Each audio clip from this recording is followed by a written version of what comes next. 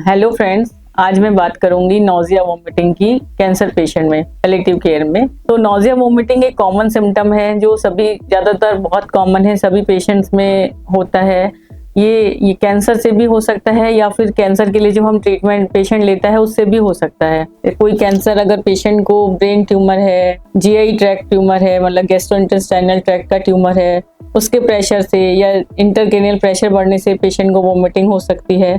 या फिर उसके लिए हम उपचार ले रहे हैं, ट्रीटमेंट ले रहे हैं, लाइक कीमोथेरेपी है, कीमोथेरेपी से बहुत ज़्यादा नोजिया वोमिटिंग की शिकायत होती है, रेडियोथेरेपी चल रहा है, ओपियोइड चल रहा है, या फिर पेशेंट को कॉन्स्टिपेशन है, मतलब वो दवाइयों की वजह से उसको स्टूल पास नहीं कर रहा है, उसकी वजह से उसको नोजिया वोमिटिंग हो सकता है। पेशेंट को वरी है, एंजाइटी है, मेंटली सेंट्रली उसको प्रॉब्लम है, चिंता में है, उसकी वजह से उसको इसकी शिकायत हो सकती है। इसकी बहुत सारी वजह हैं।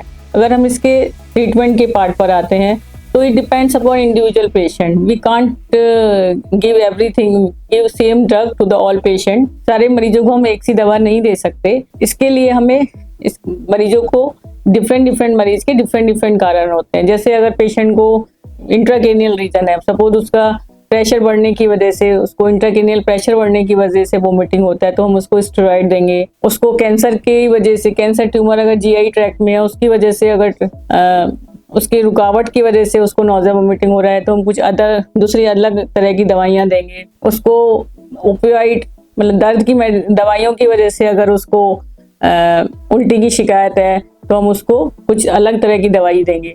तो डिफरेंट कॉजेज में डिफरेंट मेडिसिन हम यूज़ करते हैं।